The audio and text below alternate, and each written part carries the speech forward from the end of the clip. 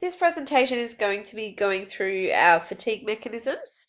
So our study design is looking at how we actually need to explain the fatiguing factors that occur when we use each of the energy systems. So different conditions, whether that's affected by intensity or duration of exercise, will affect what sort of fatigue the performer might experience. So you're going to need to be able to explain each of the mechanisms that we look at. And there'll be a couple of key ones that you should really focus your attention to when it comes to studying for things like the exam. And look at the impact that intensity and duration has on that fatigue that's experienced.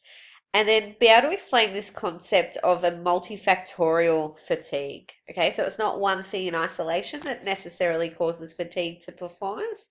It's a whole range of things that we'll be looking at.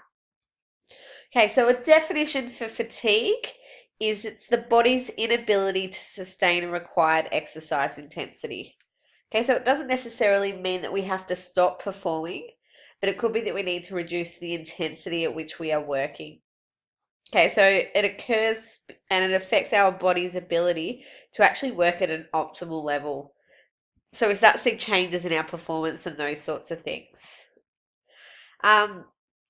It is task dependent, so what type of fatigue or how big the fatigue experience actually is affected by things like the intensity and duration of the activity or the type of activity. So whole body activity versus muscle in isolation.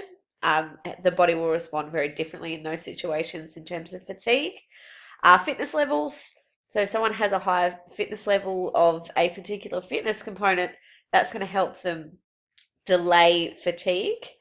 The muscle fiber being used, so fast twitch versus slow twitch fibers will affect what sort of fatigue is experienced, what sort of muscle contractions are occurring. So whether we're doing repetitive moving contractions or doing, say, an isometric hold for an extended period of time, what metabolic byproducts are being produced and how much of them, and then also our hydration levels. So these are all things that determine what type of fatigue we might experience and to what extent that fatigue might affect our performance. Okay, so if we look at our performance in different sports, there's a number of processes that can lead to fatigue. So there's reasons why we fatigue. Okay, and they include that our fuel stores deplete. So we have a decrease in, say, our PC stores or our glycogen stores. We're producing metabolic byproducts. There might be a decreased ability to extract energy. So there's issues in terms of the how the muscles are functioning at a cellular level. There's increased body temperature, which is then linked to things like dehydration and changes in our blood flow. So we'll have a look at these factors. We can classify fatigue in three different types. Okay, so we've got peripheral muscular fatigue, and that's fatigue just in the muscles. So whatever muscle it is that we're using, it would experience fatigue, and there's different types of fatigue that could happen based on that. We then have central fatigue. So that's starting to look at the interaction of our nervous system with our muscles, and then that actually experiencing fatigue. And then there's thermoregulatory fatigue. So looking at our ability to control body temperature and in particular increases in body temperature. So first category we'll talk about is peripheral fatigue. So fatigue in just the muscles.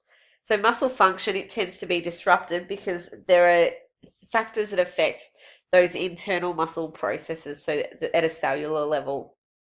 Okay, so I'm going to talk about fuel depletion as a factor and a cause of fatigue, accumulation of metabolic byproducts and the effect that they would have on our muscles' ability to keep contracting, and then impaired muscle excitability. So we'll talk about those three concepts. Okay, so first one is fuel depletion. So our muscles, we know that it's got about 2 to 3 seconds worth of ATP stores in our muscles ready for use. And once they're depleted, we use fuels to generate ATP for muscle contraction. We know that for our PC stores, we tend to have around 10 seconds worth of PC available for high intensity activity. And the only way that we can replenish those stores is through that passive recovery, which we'll talk about in the next lesson. So the PC stores, they can typically only power high intensity, short duration efforts. So if we're depleting our PC stores, that limits our ability to keep working at that high intensity. Okay, so we're not going to be able to produce those quick and powerful contractions because we're being forced to rely on glucose as our predominant fuel source rather than the PC, and that has a slower rate of ATP production. Okay, so that's one level of fatigue that happens very early in our exercise, is that once we're starting to rely on glycogen as our predominant fuel source, then that's going to result in that fatigue that we experience. If we're looking at glycogen depletion, so we do have large stores of glycogen for exercise. So the average athlete can have around enough glycogen for around 90 minutes worth of exercise, and after that point, they then might start to experience some fatigue. And as our glycogen stores deplete, we would then see that there is this increased reliance on fats as a fuel source. Okay, so if we're using fats as our predominant fuel source, then that's going to lead to a slower rate of ATP production because it takes us longer to break down those fats and generate the ATP required for energy production. Okay, so that higher oxygen cost and the more complex chemical reactions is going to lead to a reduced intensity of work. Okay, so therefore that's going to lead to a reduction in our performance quality. Okay, so working at a lower intensity, those sorts of things. So this graph shows that once our muscle glycogen stores start to decrease, we're going to see increased reliance on fats as our predominant fuel source, and then that's going to lead to fatigue. So if we're looking at marathons and triathlons and those types of endurance events, the issue isn't things like hydrogen ion accumulation. It's more likely fuel depletion and also temperature regulation, which we'll talk about later. We've spoken about this concept of hitting the wall in previous lessons. So this happens when we need to switch over from relying on glycogen as our fuel source to relying on fats as our fuel source.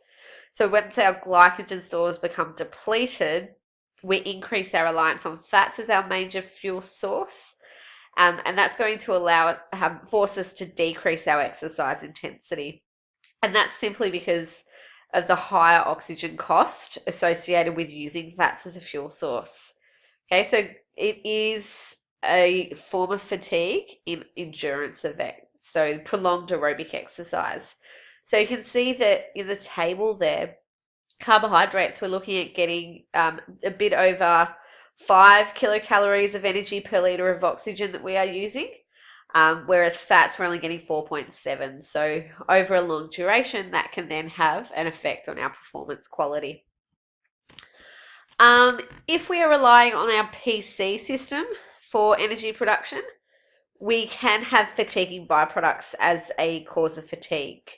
Okay, so inorganic phosphates, they are linked to fatigue. So accumulation of these is linked to fatigue. Inorganic phosphate is created when we're relying on our PC system for ATP production. So when we're breaking down that ATP, one of the byproducts is that inorganic phosphate. The research is still a little bit out in terms of the exact causes of fatigue of this.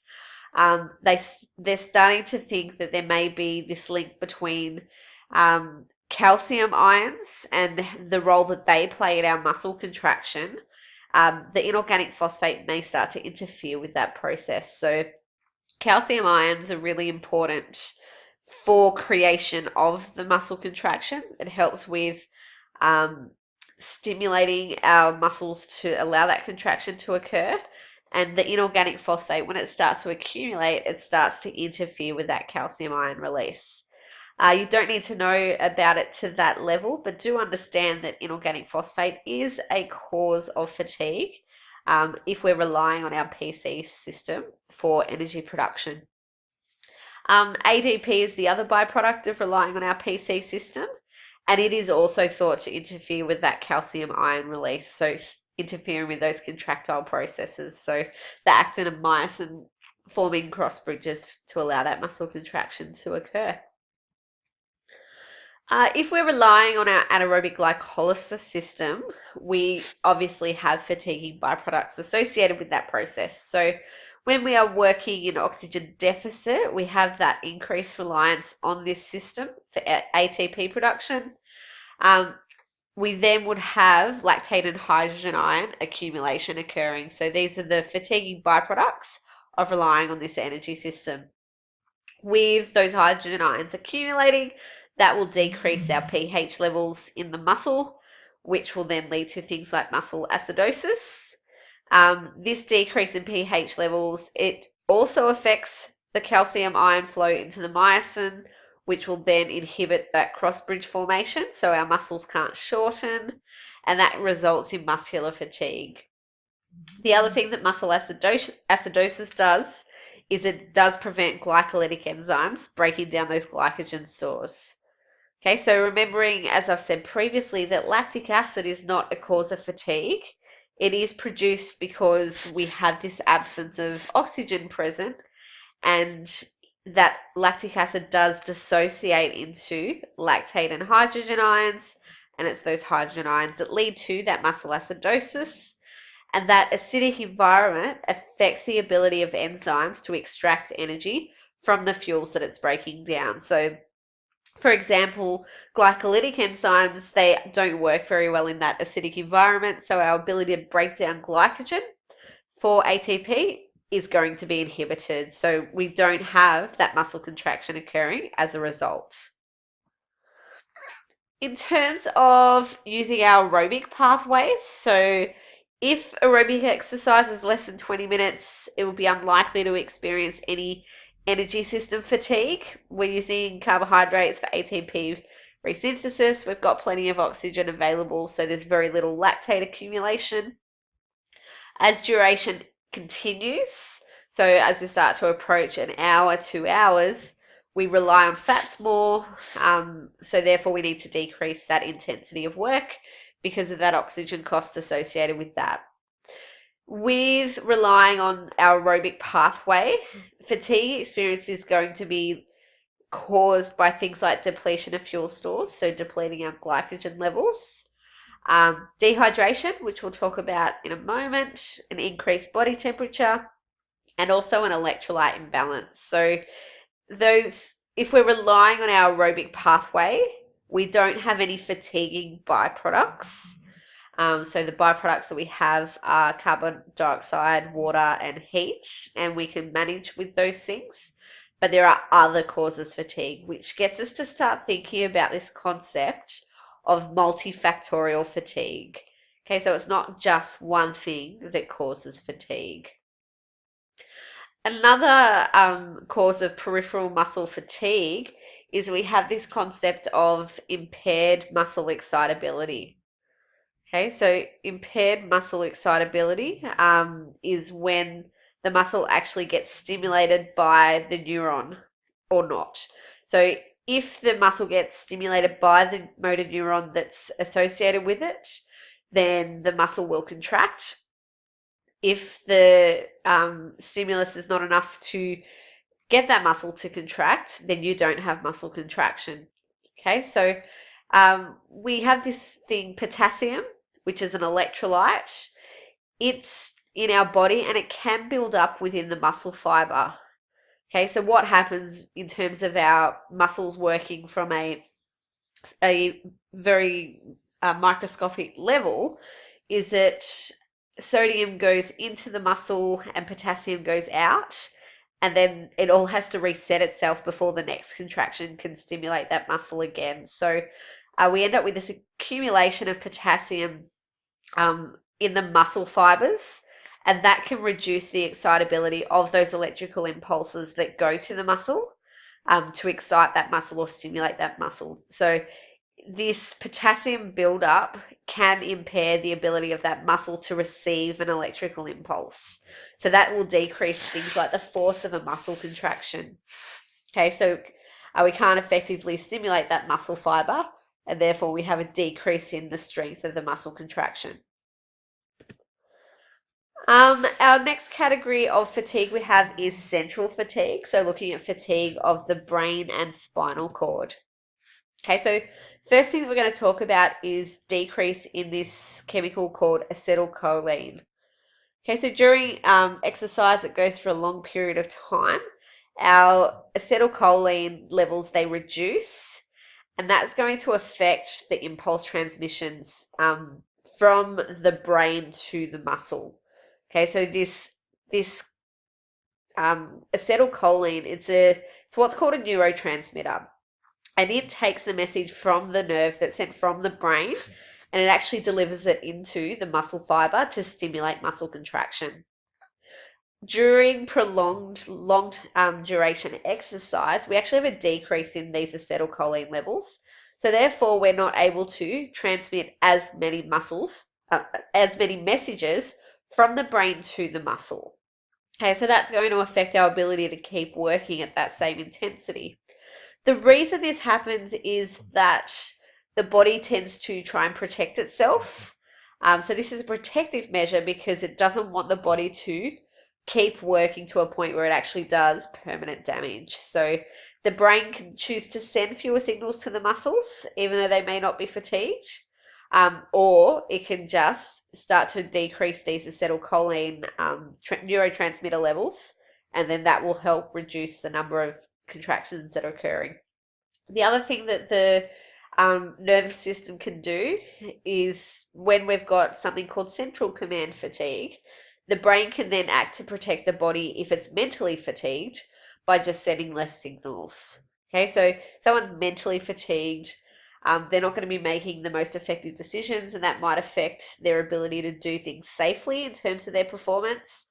And so the brain actually protects itself and just sends less messages. So then that can help prevent the body from overworking. Our final category of fatigue mechanisms is thermoregulation, so looking at temperature. Okay, so as discussed in Unit 1 PE, the ambient temperature for exercise, research shows that it's around 11 degrees is our optimal temperature. The higher the temperature goes, the harder it is for our body to continue working at the same intensity of work. Okay, so you can see in this study of cyclists, those working at 31 degrees, they actually exhaust much quicker. Okay, and that's because their body is having to do things to try and regulate body temperature, and that affects performance. Okay, so there's three main factors in terms of a thermoregulation that can lead to fatigue. So hypothermia, hyperthermia, and dehydration. Okay, so hypothermia is when our body temperature is decreasing below optimal, and then hyperthermia is when our body temperature is going above our optimal levels. In terms of hypothermia and exercise in the cold, it's not much of a, doesn't have a significant impact on most sporting performances.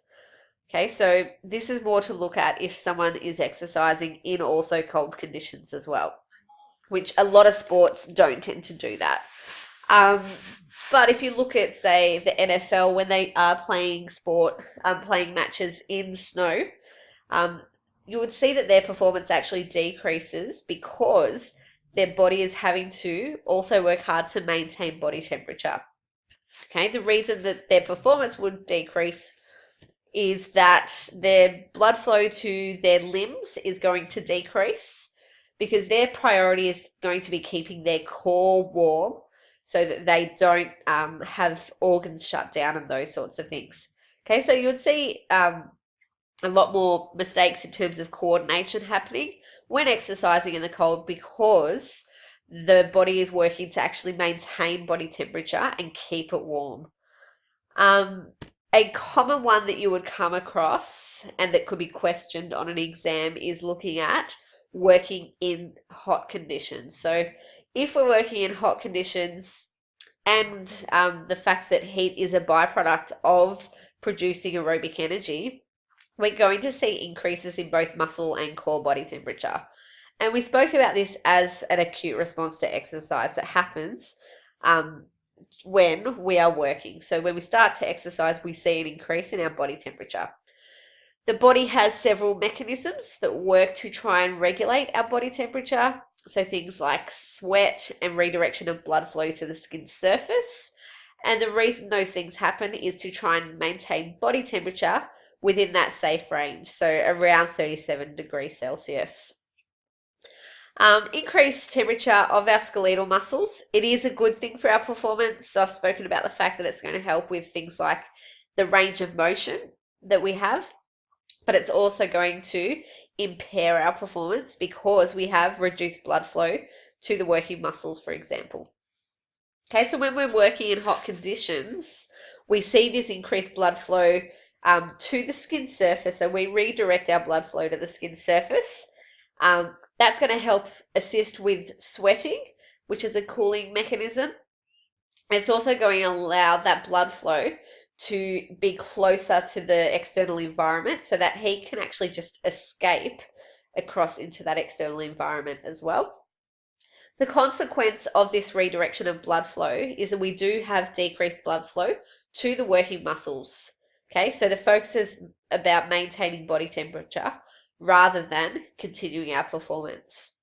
If we have that decreased blood flow to the working muscles, that's going to result in a decrease in the amount of oxygen being delivered to those working muscles. Then that's going to force us to have an increased reliance on our anaerobic pathways if we want to maintain our exercise intensity, or we're going to be forced to decrease our exercise intensity because there's less oxygen being delivered to those working muscles. So we would fatigue earlier when exercising in warm environments. Dehydration is another factor. Okay, so one of our regulatory mechanisms, if our body temperature is increasing, is that we sweat. When we sweat, we see a loss in salt, so electrolytes, and also water, so blood plasma. This can cause things like impaired coordination and decision making, and it also has an effect on our endurance levels. It has an effect on the cardiovascular system, so because we're losing fluids from our bloodstream, our blood becomes thicker or more viscous, and then that means the heart has to work harder to continue transporting oxygen around the body. Okay, so it puts the body at risk of things like circulatory collapse because the blood vessels are having to work harder, the heart is having to work harder, all of these things to try and maintain our oxygen delivery. We would see an increase in body temperature, but if we're losing just 2% of our fluids in our body, it can actually have a 20% impact on our performance.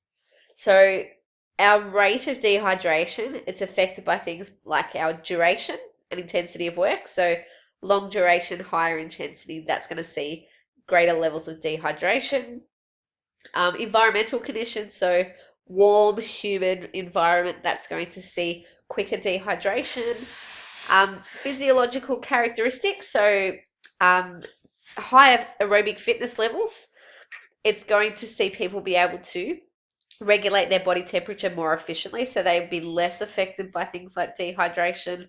It doesn't happen as quickly for people that are more aerobically trained. And also our fluid intake. So obviously if we're hydrated, that's going to affect our levels of dehydration. Athletes, they can become dehydrated because of they're not able to access fluids during competition. So I'll show a quick video here of how they actually might access fluids in open water swimming, which is not necessarily ideal for their performance as well.